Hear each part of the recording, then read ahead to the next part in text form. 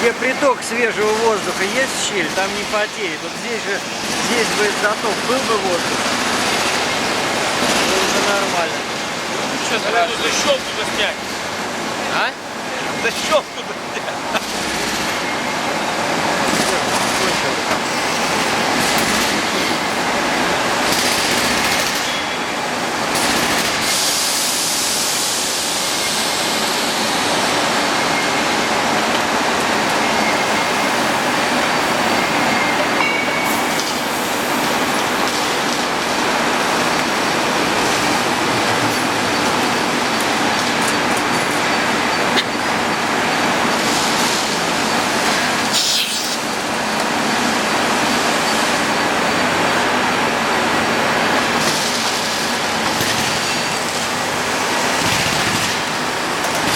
Главное вот этот момент.